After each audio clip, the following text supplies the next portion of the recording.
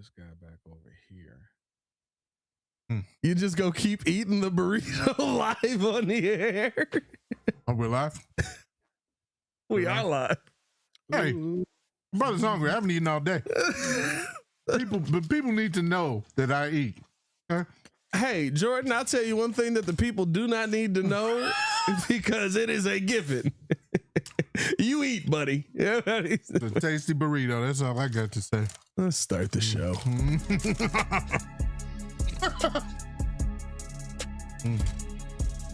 Boy. Breeze Nation, what is... What? Breeze Nation, what is good? It's your boy, Pat the Designer. Back at it again. Appreciate y'all for tuning in and showing love as always. Oh, boy. We got the squad in the building. Sorry, As always, Mr. Edie himself, Jordan JC. Mr. Edie. And I'm not talking Zach. And from a far, far place away. He do look like he's from a galaxy far, far away. Yeah, Neverland. I don't know where we lost him. He in the abyss. The super producer Joel Holt. This used to be a respectable show that people would tune into where you weren't eating burritos live on air. I was trying to down it before you started. I don't think you were, buddy. Yeah, I don't think you were. You recommended this place. I did. I didn't say smash it while you were on the air. I mean, look at him. He's like an animal. A lot to get into on today's episode as listen, got to go up to Hallis Hall today and talk to a lot of the coaches, a lot of the assistant coaches up there today. Also got a chance to talk with Coach Hightower. And I thought there were some very, very good takeaways from today. There is a philosophy clearly that this team is going with. And it is technique over scheme. And so got to break that down. Also, take a look at some questions on, you got some starters out here.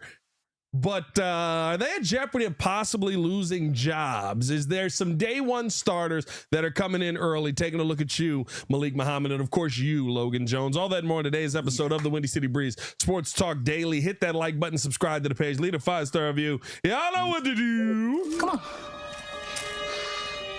Push the button. Come on.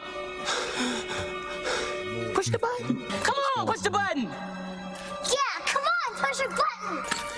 You heard what she said. Y'all heard what Sue Young said. Hit that like button, subscribe to the page. Put the burrito down. You heard what Sue Young said. I love that you're like Jesus Christ. Hey, he's like he weighs like 2 tons. His name is Fat Bastard. Yeah, that's exactly. Did you just put the wrapper in your pocket? Damn, what? Jesus, what more do you want from me? Let me eat. What's going on? Hey, bro. Burrito wrapper in the pocket might be the fattest thing that I've ever seen in my life. I don't want to get up during the middle of the show. I'll tell you what, I have seen some hefty activities in my days. Hey, man. But burrito wrapper in the pocket might be the heftiest of all. Shout out, you guys. You don't get this anywhere else in the world. Big shout out to you guys. Nope. Listen, let's start a little football conversation. Like I said, got a chance to talk to a lot of the coaches. There's, of course, some big takeaways, but one that I thought really stood out today was hearing from Dan Rashar. And, his conversation around Dan Rashar, I'll say this. Ben Johnson got some honest coaches. It felt like we was getting answers we wasn't supposed to be getting, right? And so I like the fact that they basically just come out and they're like, look, we'll tell you what you want to know, because at the end of the day, we're still going to go out there and kick your butts. It makes you feel confident about the coaching staff that you have. But Dan Rashar was talking about the starting center position, and he just was very honest about Logan Jones. He said, listen, if he is ready to go at the end of training camp, we'll make a decision from there. But if he has the information, we're going to feel good about Logan being a starting caliber player at that spot. To me, when I hear that, and again, you can all interpret everything different ways that you want to, but with a 25-year-old center, I think it just makes sense for you to feel this way. If it's close, it's Logan Jones' job. I feel like it's been that way since the draft, because you don't give a stamp of approval to go get the center early. because we always talked about him projecting to go maybe third, maybe fourth, where we thought most of the centers were going to go at the top, the Jake Slaughters, the Sam X, and all the Connor Lew.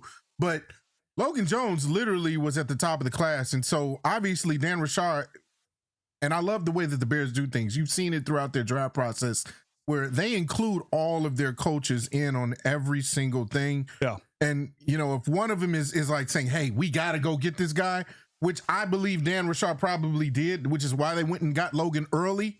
He could have still been there later. I think that's the reason why you have confidence that he could be the day one starter. Again, going off of his experience in Iowa, it being Iowa, we already know about what kind of program that is when it comes to offensive linemen. And then, of course, him being a 25-year-old prospect or a rookie, he's got all the experience already. And you'd see the way he talks as well. Like, he's ahead of the curve for a rookie. And so I fully think that they're going to invest in him being that starter if all goes well. I'm just happy that in general, it seems like we have a cohesive unit where it comes from the head coach or the GM to the head coach to the scouting department. So if they're able to make such a quick turnaround in terms of developing and drafting talent, because that has been a problem with the Bears for a long time. Like, obviously you can draft, you know, there's like the Urlacher that comes out, you know, and you put him in the right spot. It was actually more like by accident that he ended up getting in the right scheme. But every once in a while you might get a play that hits, but to get consecutive draft picks to actually contribute and possibly make it to a second contract, for example. So it feels good to know that, like, if they actually scouted this guy, he fits the scheme. That's very good to know, because I mean, it makes sense. A second round pick, you expect him to eventually start. So it sounds like you guys are saying, he might be starting week one. Have at it. Yeah, and listen, I mean, that was the conversation around Ozzy Trapillo last season, right? Like, it's not like this is anything new. It's not like this is anything that we're not used to, right? We saw this last season. I think what's different this year, and this is the theme. When I mean the thing, it didn't matter what coach you talk to today. And this is, I'll say this, coming from a situation with Matt Eberflus, where you're up there every day and you hear Matt say something, and then you hear Jalen say something, and then you hear, what's up yours? And then you hear, who was the DC, the freaky DC, Williams, David. No, it's Alan not David. Williams? Alan Williams, right? You hear Alan Williams say one thing about his philosophy, and then you hear Luke Getsy say one. Like, the message is the same, no matter who you talk to. And the theme of today and the theme of this offseason was, we tried to teach them as much scheme as possible last year. Right. We wanted to flood them with the scheme. We wanted them to know everything that they could know about the scheme. Now we want to teach them as much as possible about technique. And so, to me, I see that, and hearing that, I feel like you're going to see a different level of development, especially with some of the players they have. Again, Logan Jones, older. He's got every college accolade you can have for being a center. I think he played in college 5 years or 6 years, something like that. Like, he has everything that you can have as far as being a center. And so it makes sense, if you come in and you improve his technique, that he's going to be able to hit the ground running. And you've got a bunch of people already in place that can teach the scheme already, right? You fed them through a fire hose last year. This year they get to come in, and I can turn to Caleb Williams and go, what the F does that mean? And he can tell me the answer. They didn't have that last season. So I think that, you know, you're seeing a coaching staff grow. You're seeing how they're teaching it grow. You're seeing how they're approaching the players this year grow. And I think that that's going to be very beneficial to, I talking with JT Barrett today. You know, JT Barrett was like, when you watch what happened at Family Fest, we can't believe how we won 11 games. Yeah. Like, it is shocking how far that team came from where they started. Like there's no way you would watch that team that played at Family Fest and say they went out there and won 11 games. And so I think they're doing a better job at that part of it, teaching these guys the technique, hopefully when we get to the season. And we'll be able to look at that and say, okay, well, because of this is why X, Y, and Z is going to work for you this year. This is why Logan Jones could possibly be a day one starter versus Ozzie. Remember last year, they just came out and flat out said it. They were like, Ozzie is not ready to play right tackle. Mm-hmm. Mm-hmm. Go ahead, Joe. Were you going to say something? I was just going to add to the fact that, like, well, they didn't look good the first two games. They looked bad those first two games. Everybody was like, burn everything, it's over. We were all like, they won't win the game again. And all of a sudden, the Cowboys game changed everything. It was like, okay, and then we became believers, by a few weeks later. So I think the biggest thing to your point, well, it's the same thing we've been talking about. You got a real coach that we've been starving for. And so, like, if you have a proven system that wins, that works, and again, you can get talent in there, it's a great thing. This is a new day in Bears football and Bears fandom. Like, we have not seen consistency to a point that hopefully we can at least get a nice 5 to 10 year run. 10 years is asking way too much. If we get 5 years of a consistent football team, I'll be happy with that, And so the fact that, like, it does suck that Dahlman retired that quick, because I do feel like we had to use that pick. That's a pick we shouldn't have had to use on the center, because Dahlman was only 27. So, I'm pretty sure they were not going to draft a center in the second round if Dahlman was there. They probably would have got a developmental guy later in the rounds to eventually maybe replace.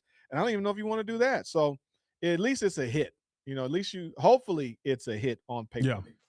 Yeah, and look, I'll be honest with you. The fact that you're confident enough to say that now tells you what you think about the player. Mm-hmm. Remember how they talked about Ozzie? Yeah. They talked about Ozzie like, hey, we'll see. I'm sitting there, I'm like, you don't draft a player in the second round and he's not going to play. Mm-hmm. And they're like, well, we don't know. We'll see. We'll figure it out. We'll see what the best is. He's a new position, new things.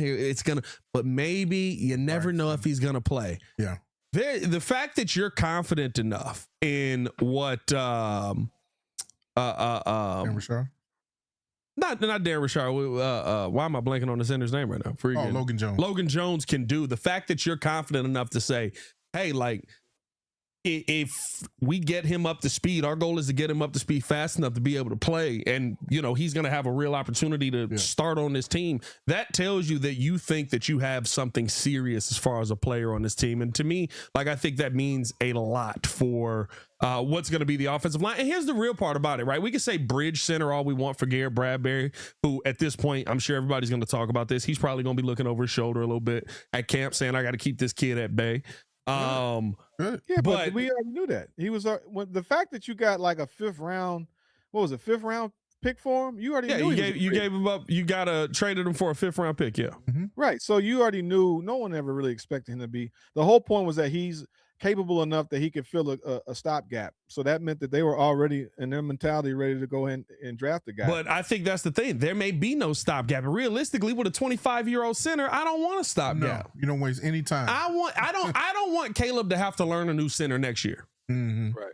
That's the thing, right? Caleb will have had 4 centers in 4 seasons. I didn't think about that. That's another. I don't want Caleb Williams to have 4 centers in 4 seasons. Yeah. If you can get Logan Jones up to speed now to the point where he is your starting center day one, like, I think you're in a great spot right there. And I think you can say that about a lot of this team. Listen, like, outside of just Logan Jones, I mean, you look around this team. I'll tell you what, hearing from Al Harris today on, when he was talking about Tyrique Stevenson, the best thing that he could say about Tyrique was the man that he walked into the building and met the day he got there was not the man that he knew when he finished the season, because he was working harder. He was more focused. And that man is not going to be the same man that starts at training camp. You know what that sounds like to me? I ain't had nothing else to say. I had to say something. You could have said it better than me. That I don't, I'm not putting this guy out there. Like, to me, when you talk about day one starters, I would give you the conversation that, as much as it's Logan Jones's job to win, it's Tyrique Stevenson's job to lose. Yeah. You're like Tyrique is not a given at all. You go out and you draft Malik Muhammad. Eminem is like, I think that there's a real conversation around these guys that you could be seeing rookies getting trusted in a bigger way than we even saw last year. By the way, there was a lot of rookies that were being trusted heavily. That's because you have a coaching staff that actually means what they say. When you say you have real competition in the building, we know that there may be a few spots where that may not necessarily be true. Quarterback. But for the most part, Tyson Bagent ain't taking Caleb Williams' job. nowhere. No, that's not happening. Yeah. But for the most part, you got guys that are going to come in here if they play hard, if they work hard, if they understand the system. And like you said, now it's a matter of going from, what did you say, the first year of understanding it, and then what was the word that you used? Going from teaching the scheme to the technique. Yeah. Right. And so, like, you get that consistency. That's the success right there, is that continuity, like Joe mentioned. The rookies can come in and take full-on charge of that, like that take advantage of that opportunity. And they're hungry. They want to prove themselves. And so, Tyrique, yes, he's hungry technically. He wants to prove himself. We can say he's a motivated Tyrique Stevenson. But I've already seen enough where I know that you're on your last leg, buddy, and you have players that are coming in here that, to me, out of college, are more talented. Malik Muhammad was a really good get in the 4th round. Yeah, he had a higher grade as far as draft value. So for me, I mean, your window for mistakes and failure and acting a fool and acting immature are very short. It could have ran out already for me. But I'll be honest with you. Hearing out here, you know how I felt about it, right? I said I think Tyrique Stevenson is talented. I think he's got the ability to go out there and play at an NFL level. He's a starter. Just it's up here, right? It's the up here part, which is the biggest part. I just saw when I heard out that issue. When I heard out here, Chase Claypool. Chase Claypool didn't have heart. Like, I think Tyrique Stevenson tries. Okay. I think he just sometimes the game get too much within him. He's got immaturity issues, but he's got some talent. I like Tyrique. I like the dog in him. Can we just find a little bit of balance? That's all. But if this is the thing. This is contract year. They drafted his replacement. Malik Muhammad's probably here to. I'll be honest with you. Like, look how it sounded, and hearing them talk about, Jalen Johnson has not been around the building apparently, which I don't expect him to be around the building a ton. Okay. That's not but he's not been around the building. They really haven't seen him a ton this offseason and things like that. Al Harris talked about that. Yeah, like I'll be real. Like, Malik Muhammad might be in a position to be the guy, because again, none of these guys here were drafted by the current regime. Yeah. Right. The only DB in the room that has been drafted by the current regime, because you cut one of them, is Malik Muhammad. Everyone else is a holdover from the previous defense. So again, do I think that Jalen Johnson is out the door? Do I think he's done? No, I'm not sitting here saying that. But we ain't seen. I stand on what I said. We haven't seen the Jalen Johnson that was a Pro Bowl player since the last season of Justin Fields. Don't you start that again.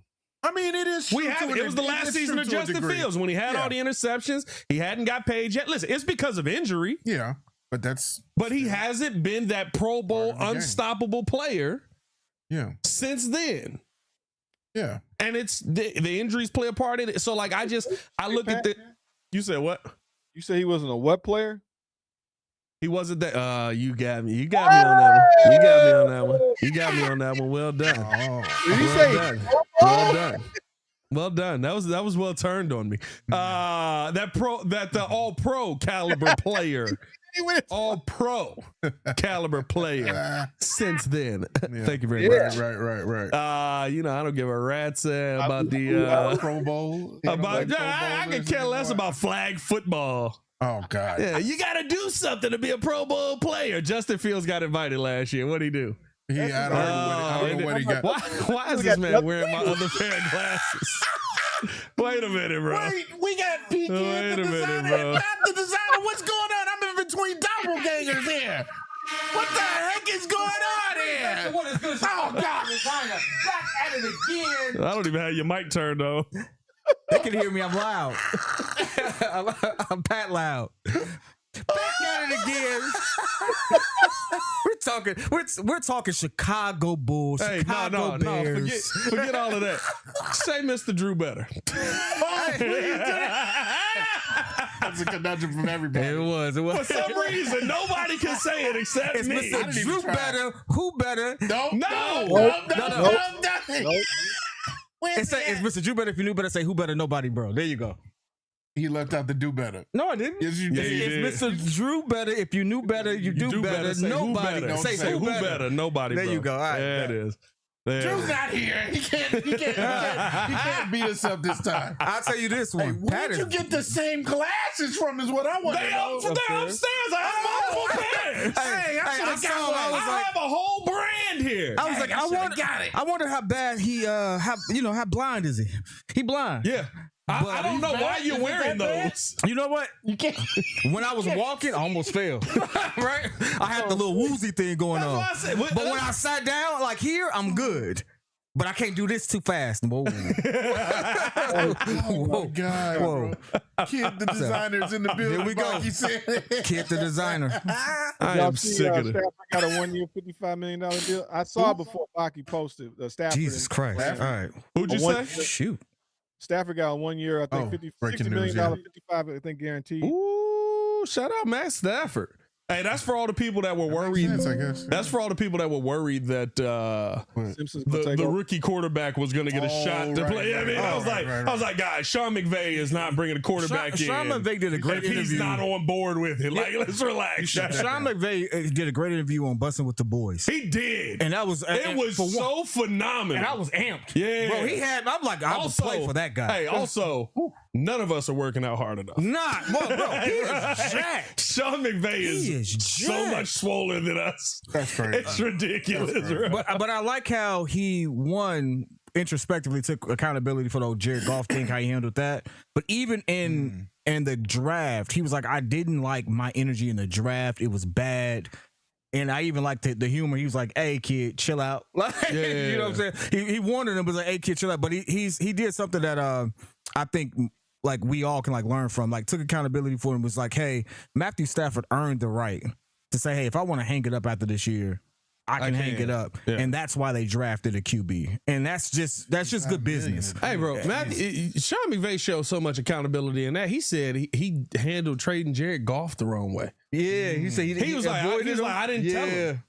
Yeah, like, I didn't tell him we was trading him. I just let the business happen. He was like, that's the worst thing I've ever done. Yeah. That was crazy, bro. That was a good interview. A good pull on that. Accountability. But no, listen, getting back on, some of the Bears topics here, I think, welcoming Kid into the pettiest man alignment. Who's Kid? Who's Kid? Kid, the designer. There you are. KTD. KTD and PTD. No, so you got to have the X's and O's, the P's and the Q's. Right? Yeah. Are you me or are you Ryan Pace? That's what you got to win. A combination of both right now. You know what I'm saying? A combination of this because sometimes you got to ask intelligent questions when you're sitting there. We were at Hallis Hall today. How'd Hallis Hall go today, Pat? Well, that's what the whole conversation's about, kid. Everything. Y'all ever see that clip where dude was pretending to be Gruden? Oh yeah. What is his name? I do. You know who I'm talking about. You know what I'm talking about. I did say it. yeah. You know it. What's you do it. Dang, what's buddy name? Hey, I'm about to mimic Pat this whole time. Why can't I think of the comedian Frank Caliendo? There you go. He comes into Chicago all the time. Yeah, he was in there. He was like, oh, listen, we needed a quarterback with a lot of neck. Thank God we got Glennon. It was Mike Glennon. That dude did. That was funny. Mike Glennon had a long neck. That was Best thing concerning. he brought to the team. Yeah, we know what he's on. Right there. But no, listen, I think, getting back on, some of the day one starters and things like that we saw from the day, I thought the information was, they were very open about, listen, like these rookies have a real opportunity to make an impact on this. Yeah, your head started hurting, didn't it? No. Yeah, you got that? Yeah, take them joints off. Your head started hurting. Hey, listen, I got hot. These rookies have a real opportunity to make a quick impact on this team, and I think that's something for me that you wouldn't have seen with Matt Eberflus. Is something for me you wouldn't have seen with Matt Nagy. Not to say that they didn't hope they made an impact, but their goal And the takeaway from the conversation today was we're going to put them in positions that are advantageous for them to get an opportunity to be on this field. I'm really like, I think the Sam Roush No, pick kids. honestly really Jerry. I'm really curious to see how he really implemented. Like, if he feels a need, like especially from the blocking standpoint in the running game, I'm curious to see how he's really utilized if he took over for like the Smythe position. But the fact he can act as another blocker, I'm very excited to see how this running game really takes off if it's more consistent, because that's something that was like it was kind of stagnant, and in the Philly game hit, when they did Philly to surprise everybody, when they did they run, and then it was kind of like a little hit and miss, and Baltimore was kind of so like we would see little little flashes of stuff and stuff, but a true consistency. I'm very curious to see if he really does play a role in that.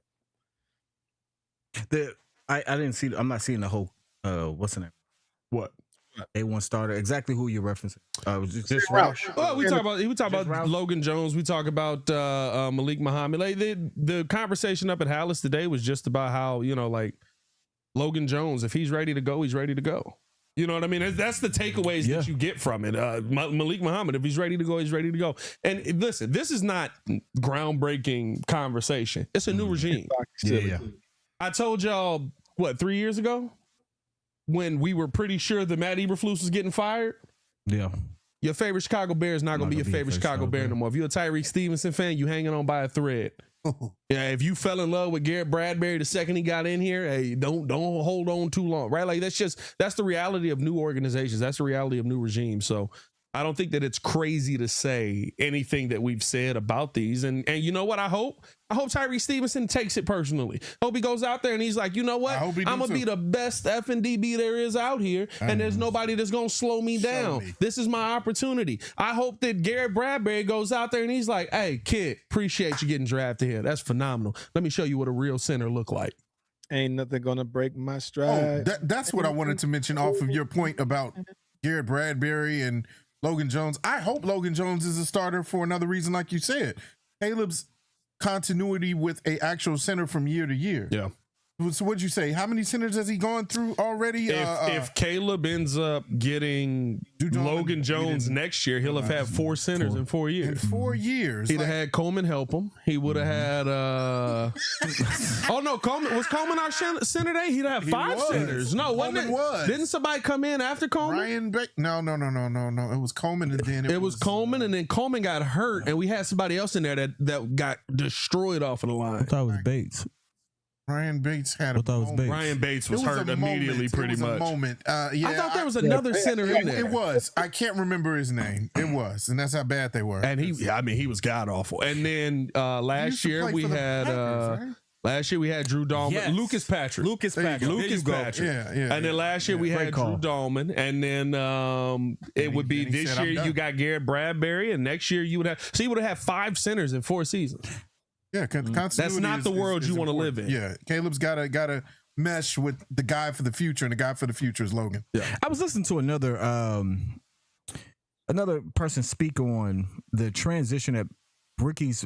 It's easier for a rookie to come in and learn a system than for a vet to come in and unlearn something he's been a part of for XYZ. It's like something about the potentially that's what it is, and that's the only reason why I would look at Logan Jones and say if he's ready, you roll with him. Because, like you said, continuity, being able to build young QB, young center, them growing together, that's your 10-year tandem. Mm-hmm. I would love that. And all of this is great. I'll be honest with you. When I looked at day one starters, I looked at our receiving room as like, it's some people that need to step up. I'm so focused on that aspect because the drops was such a big thing that it got called out, and we did get some speed in the receiving room. And I do think WR1 is up for grabs. I don't care what anyone says. And so I'm looking at what the speedster does and how he fills in that gap, because what I've looked at Ben Johnson and how he handled the Detroit situation, anybody had the opportunity to earn a spot. Yeah. It didn't matter how much you were getting paid.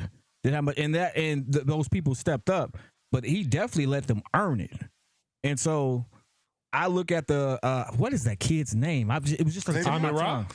Nah, or the one we drafted this year. Drafted Xavier Thomas. I look at him as like, hey, if he has the hands and he has the speed, that kid could be just as big of a threat as Luther was. Could be. And Luther, the big play and the three tight end situation, 13 personnel that we keep running.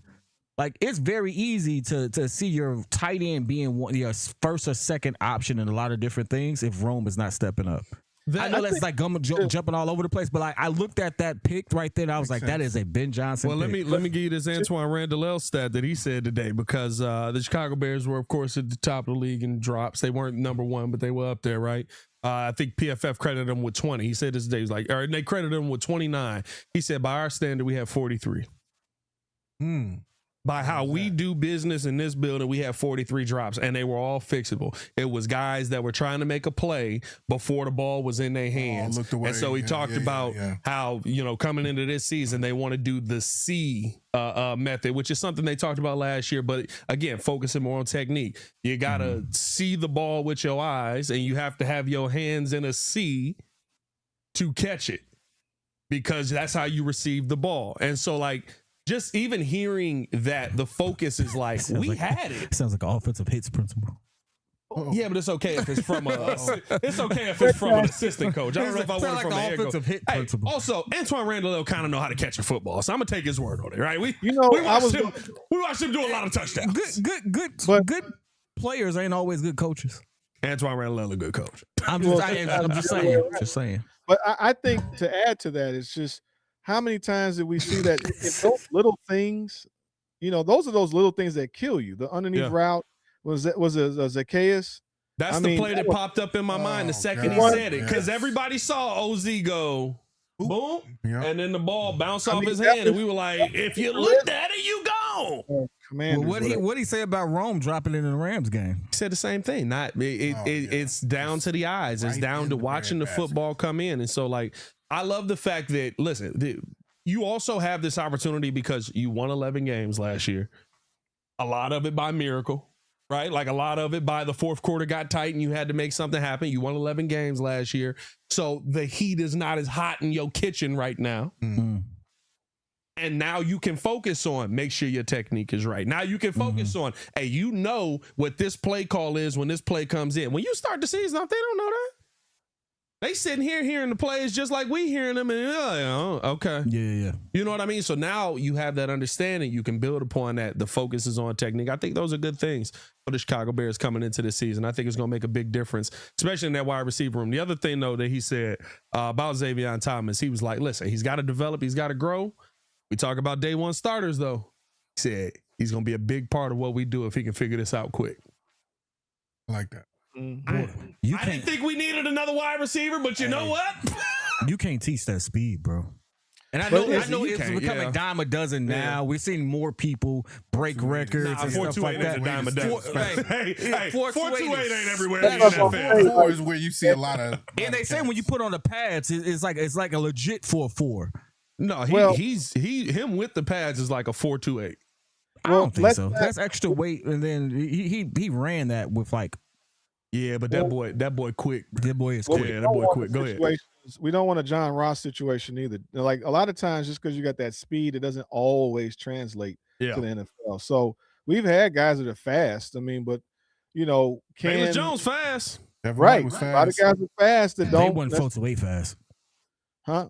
No, but they were 4.28 fast. Like 4, well, again, the guys, we Kevin had and Bayless, I think, were 4.3s. They're fast. Doesn't mean it translates. So I mean, hopefully they got some dog in them. Oh wait, I got a dog in here somewhere. You do. Well, I think the thing is, this is the first wide receiver that we drafted with that speed like that that has actual wide receiver highlights. Remember Kevin Jones was all of Kevin White highlights were him going straight. I remember we drafted him. I said he don't run routes. He just runs straight. He ran past a sports science major. He don't run routes. Sports science major. You crazy. Anybody can do that, huh? Was Johnny Knox a 4.2 guy? Johnny Knox and Tyler Scott had the same 40 time. I think nice though. I think they were 4.4. Johnny could catch though. I thought Tyler was in the high fours like that. He was a 4.4. Yeah. Tyler couldn't catch. No, he couldn't catch. Hey, listen, Bayless. Bayless couldn't catch. Feet don't matter if you don't have hands. I like that. Hey, Lord Crimson is facts on that one, bro. Feet don't matter if you don't have hands. I'm telling y'all, Tyler Scott got off the line like a god. Tyler Scott getting off the line, I was like, Brian Poles found a demon. And then the ball came towards him.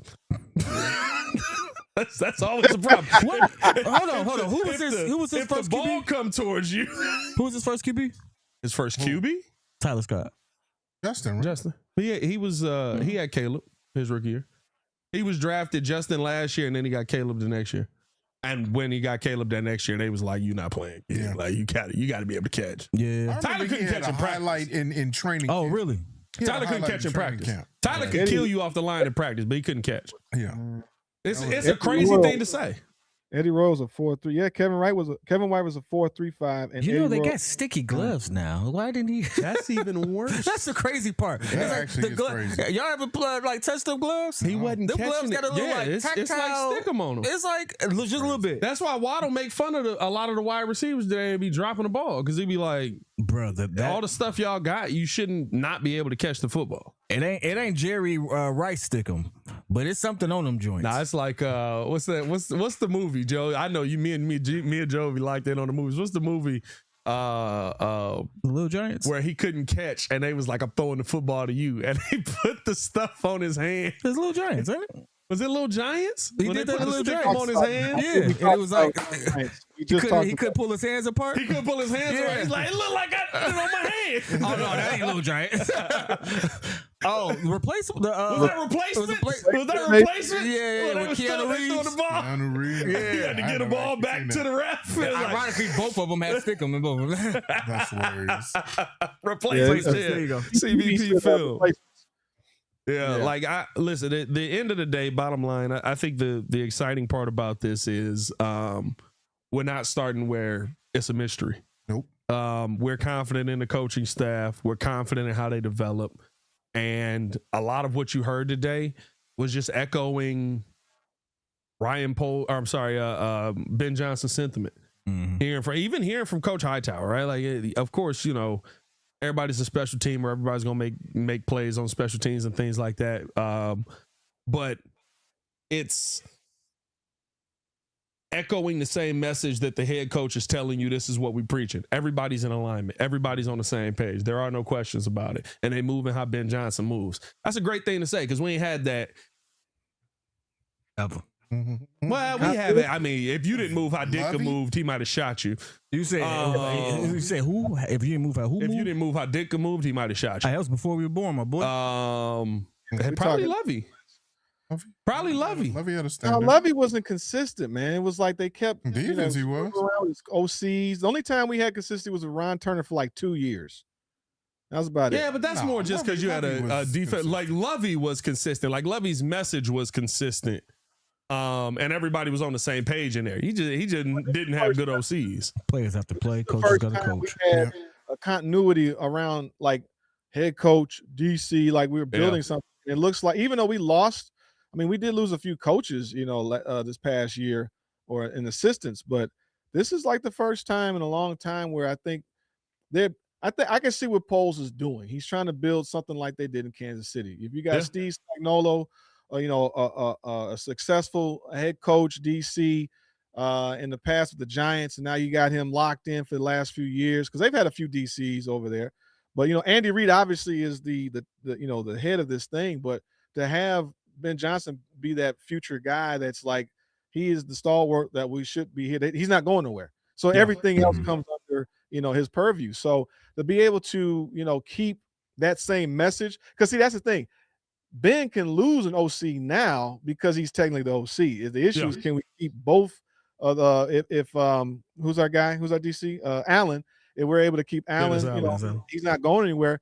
Because that would have been nice to have, like when we had Vic Fangio, like you had a blue chip, top tier defensive coordinator, and then we kept. Vic had to try it though. I give Vic respect on that. He had to try. Yeah, he's like, I gotta try and be a head coach. This is the goal. I gotta try. Somebody gonna give me a job. I'm taking it. He was horrible. Yeah, he was.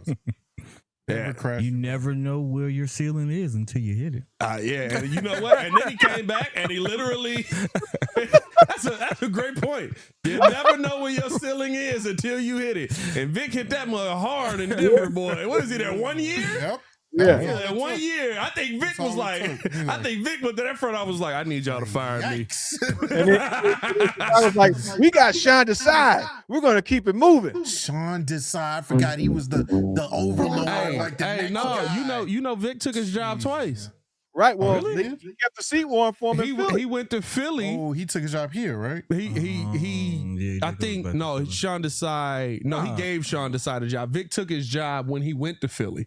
They took his job once. He went to Philly and he took Sean. He was like, "We gonna give it to Vic." I'm like, respect. Yep. I'll be on the staff again. Yep. I got you. Makes You a lot stick of around. sense.